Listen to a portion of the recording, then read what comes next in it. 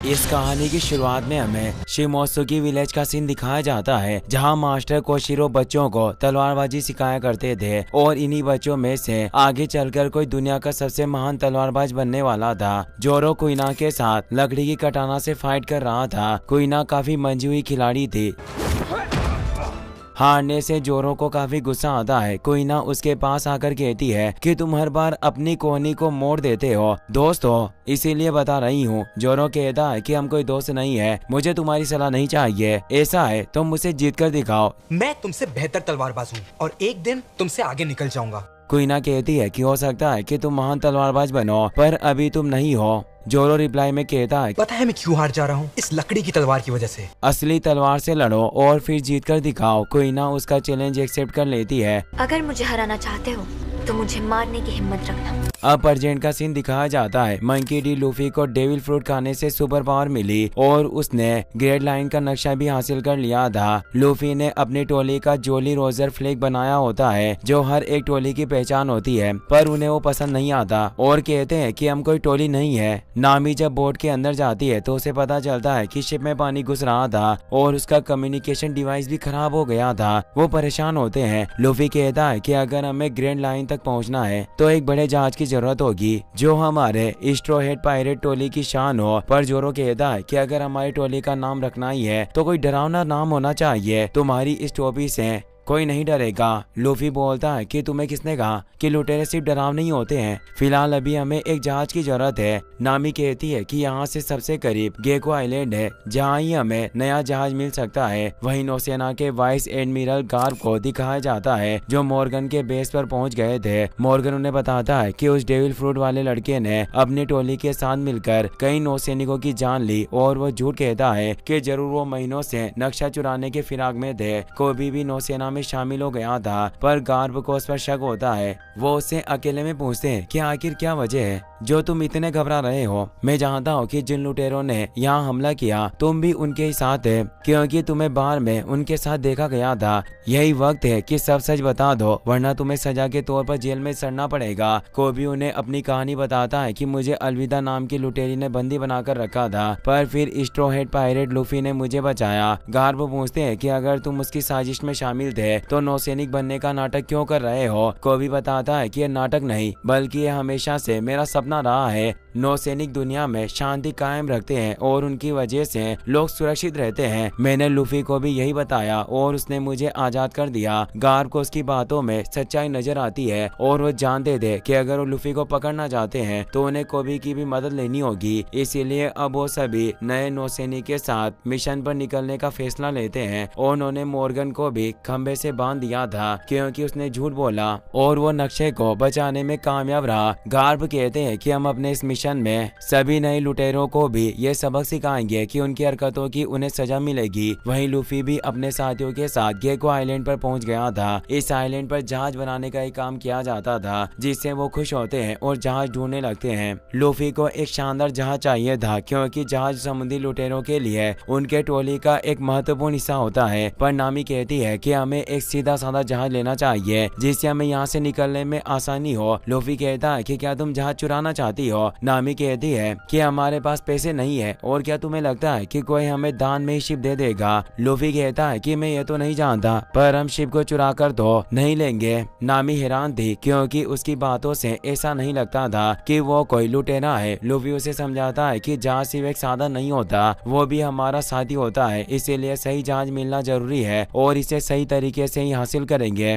अब लूफी वहाँ से निकल जाता है। उसे एक काफी बड़ा जहाज नजर आता है, जिसके अगले हिस्से में एक बड़ी सी भेड़ का हेड था। लूफी उसे छूकर देखता है। उस पर उसोफ नाम का आदमी मौजूद होता है। लूफी को लगता है कि वो जहाज उसी का है, इसीलिए उससे पूछता है कि इस जहाज की क्या खूबियां हैं। उसो बताता है कि वजन में हल्का, दर्जे में ऊंचा, इसके जैसा समुद्र में तुम्हें और कोई जहाज नहीं मिलेगा। साथ ही इसमें एक शानदार रसोईघर भी है। लूफी को यह जहाज काफी पसंद आता है। वो नामी और जोरो से कहता है कि हम इसी जहाज को खरीदने वाले हैं। उसो भी से हैरान हुआ और कहता है कि यह जहाज मेरा नहीं है, पर मैं तुम्हारी मदद कर सकता हूँ, क्योंकि इस जहाज की मालकिन मेरी सबसे अच्छी दोस्त है और पूरा बंदरगाह भी उसी का है। उसके पास पैसों की कोई कमी नहीं। इससे वो सभी खुश हो जाते हैं। वहीं हमें गार्ब को दिखाया जाता है, जो सभी नए नए जोशीले रंग रूटों के साथ मिशन पर निकल चुके थे। हेल मेपो को लूफी के डूबे हुए जहाज का झंडा मिल जाता है और वो समझ जाते हैं कि वो जरूर करीबी टापू गेको आइलैंड पर ही पनाह लेने के लिए गए होंगे। उस वक्त लूफी और उसके साथियों को अपनी दोस्त काया के घर की तरफ लेकर जा रहा था। वो घर नहीं एक महल था, इसीलिए नामी कहती है कि क्या वो इस पूरे घर में अकेली रहती है। उसको बताता है कि उसका एक बटलर और 2 नौकर भी है जो उसका ख्याल रखते हैं। दोनों नौकर वहाँ बाहर की सफाई कर रहे होते हैं। उस को वहाँ आने की मनाही थी, इसीलिए बूची उस पर हमला कर देता है। तू यहाँ क्या कर रहा है? उसब कहता है कि मैं काया के लिए एक खास तोहफा लेकर आया हूँ। तभी काया वहाँ अपने बटलर के साथ आ जाती है। काया कई सालों से बीमार रहती थी, इसीलिए उसका बटलर कलाडोर ही उसका ख्याल रखा करता था। उसब उसे जन्मदिन विश करता है। काया इससे खुश होती है कि उसे उसका जन्मदिन याद रहा। उसब उसे अपने दोस्तों से मिलवाता है। काया कहती है कि मुझे तुमसे मिलकर खुशी हुई, आज रात का खाना हम साथ खाएंगे। क्लाडोर मना करता हुआ कहता है कि ये लोग अचानक आ गए, इसीलिए मुझे नहीं लगता कितने मेहमानों के लिए खाना बन पाएगा। पर काया उसे रिक्वेस्ट करती है जिससे क्लाडोर मान जाता है, पर वो उन सभी को अपने कपड़े चेंज करने को कहता है। वो उस कमरे में पहुंचते हैं जहां लाखों कपड़े टंगे हुए थे।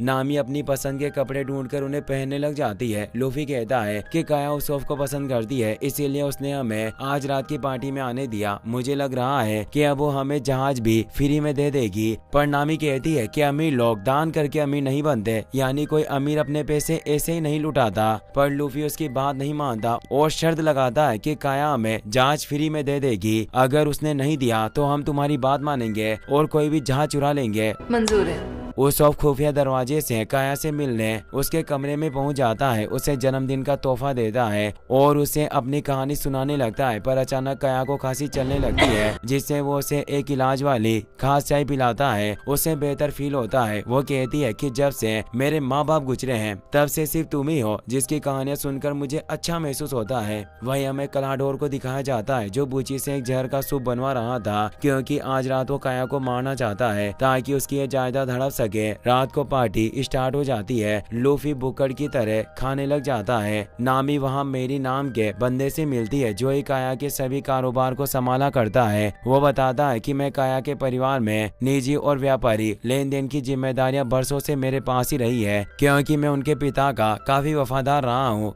तो पधार रही है मिस काया।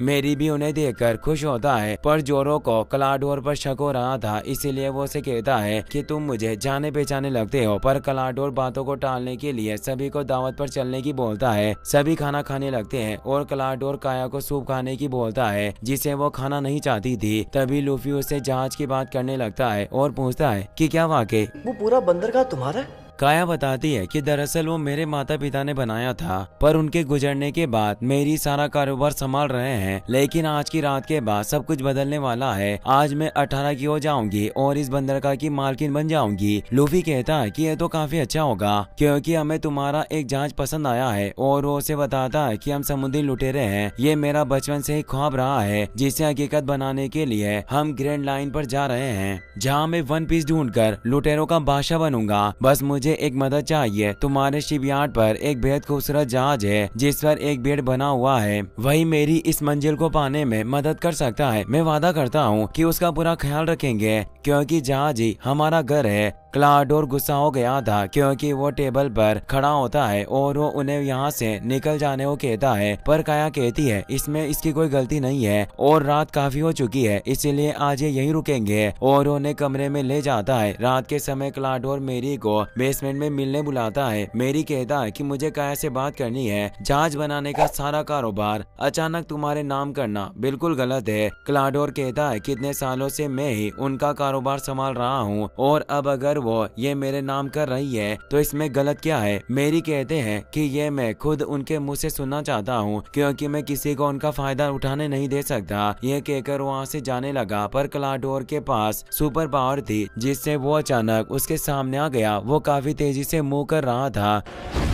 मेरी से काफी डर गया। तभी क्लाडोर अपनी उंगलियों से निकली तलवारों से मेरी को मार डालता है और यहाँ हमें पता चलता है कि क्लाडोर असल में एक समुद्री लुटेरा कुरो होता है। लूफी और जोरो को भी नींद नहीं आ रही थी। लूफी को भूख लगी थी और जोरो को वाइन चाहिए थी, इसीलिए वो किचन में आ जाते हैं जहाँ उसोफ निशाना लगाने की प्रैक्टिस कर रहा था। लूफी जेब में खाना पैक करने लग जाता है। उसोफ पूछता है कि क्या तुम सच में वन पीस ढूंढने जा रहे हो? हाँ जी, और मैं उसे ढूंढ कर ही दम लूंगा। उसोफ कहता है कि मैं भी तुम्हारे साथ आना चाहता हूँ, पर काया को मेरी जरूरत है, और वो वापस निशाना लगाने लगा। लूफी को उसका हुनर काफी पसंद आता है। उसोफ बताता है कि मेरे पापा भी एक काफी महान लुटेरे थे, उनका नाम यासोफ था। लूफी से हैरान हुआ। वो बताता है कि उन्हें तो मैं जानता हूँ, वो श्रेंस की टोली में है और मैं उनके साथ रहा हूँ। उसोफ को विश्वास नहीं होता। जोरो कहता है कि तुम्हारी बातों से मेरा सर चकरा रहा है, जिस पर उसोफ बोला नीचे तहखाने में वाइन पड़ी हुई है। और वो दोनों बेसमेंट की तरफ चले जाते हैं। लूफी को वहाँ काया का स्पेशल सूट दिखाई देता है, जिसे वो एक ही झटके में पूरा पी जाता है। वहीं नामी एक झोले में कीमती चीजों को पैक कर रही थी। पेशे से वो एक चोर जो थी, पर गलती से वो काया के कमरे में घुस जाती है। उसे पता चल जाता है कि वो चीजें चुरा रही है,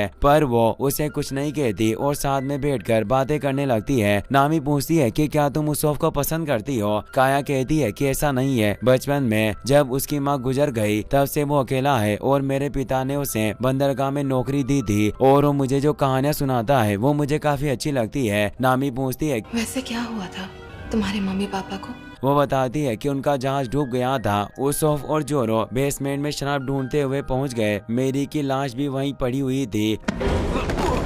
जोरो उसके सीने पर 5 ब्लेड के निशान देखकर उसे कुछ याद आता है। तभी कुरो भी वहां जाता है। जोरो उसे पहचान जाता है कि तुम ब्लैक कैट पायरेट के कप्तान कुरो हो, जिस पर 1 करोड़ 60 लाख का इनाम था। सुना है मॉर्गन ने तुम्हें मार दिया था, पर ये सिर्फ एक झूठी अफवाह थी। जोरो अपनी कटाना से उस पर हमला करने लग जाता है, पर कुरो काफी फास्ट था, जिससे जोरो ने अपने दोनों कटाना को बाहर निकाला, पर शेम ने धोखे से उसे बेहोश कर दिया। शेम और बूची अब उसों पर हमला करने लगे, पर वो एक पतली सुरंग से निकल जाता है। कुरो शेम और बूची को लाशों को ठिकाने लगाने का काम देता है। शेम कहती है और उसोफ का क्या?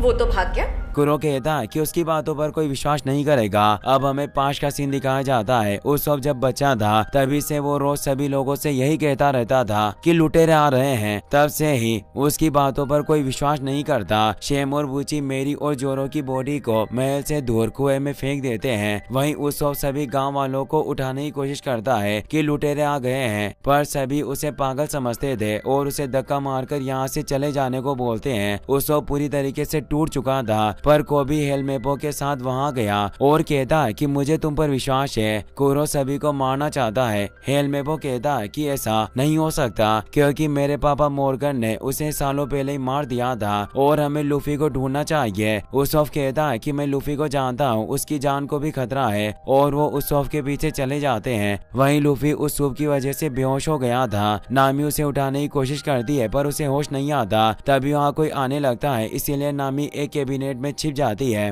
वहाँ कुरो शेम और बूची के साथ आ जाता है। बूची देखता है कि लूफी ने उसका जहर वाला सूप खा लिया था। नामी को उनकी बातों से पता चल जाता है कि वो ब्लैक कैट पायरेट्स हैं। तभी दरवाजे पर नौसैनिक भी दस्तक दे जाते हैं। कुरो थोड़ा घबरा गया, पर वो शेम और बूची को उसी जगह पर रुकने की बोलता है और बाहर जाकर दरवाजा खोलता है। कोबी कहता है कि हमें खबर मिली है कि यहाँ लुटेरे आए हैं। उसोफ कहता है कि यही लुटेरा है, इसे गिरफ्तार कर लो। कुरो कहता है कि यह मानसिक रूप से बीमार है, बचपन से ही इसकी दिमागी हालत खराब है। उसोफ कहता है कि यह झूठ बोल रहा है, इसके हाथ देखो, जरूर उनकी जगह ब्लेड होगी, पर ऐसा नहीं था। हेलमेपो को भी लगने लगता है कि उसोफ झूठ बोल रहा है। हेलमेपो कहता है कि हमें लूफी की तलाश है। कुरो कहता है कि आज वो हमारी पार्टी में आया था, पर उसने काफी शराब पी ली और वो बूची से कहकर उसे बाहर बुलवा लेता है। उसोफ समझाने की कोशिश करता है कि लूफी बुरा नहीं है, बल्कि कुरो है, पर वो उसकी नहीं सुनते, इसीलिए वो वहाँ से चला जाता है। शेम जब बर्तन साफ कर रही थी तब मौका देखकर नामी वहाँ से निकलकर शेम को बेहोश कर देती है। उसोफ काया के पास पहुँच जाता है और उसे कहता है कि क्लाडोर तुम्हारा बटलर नहीं बल्कि एक लुटेरा है जो तुम्हें मारना चाहता है। काया को उसकी बातों पर विश्वास नहीं होता, पर उसोफ उसे यहाँ से भागने के लिए कह रहा था, जिससे वो उसे एक चाटा मार देती है और उसे यहाँ से चले जाने की बोलती है, पर उसोफ नहीं जाता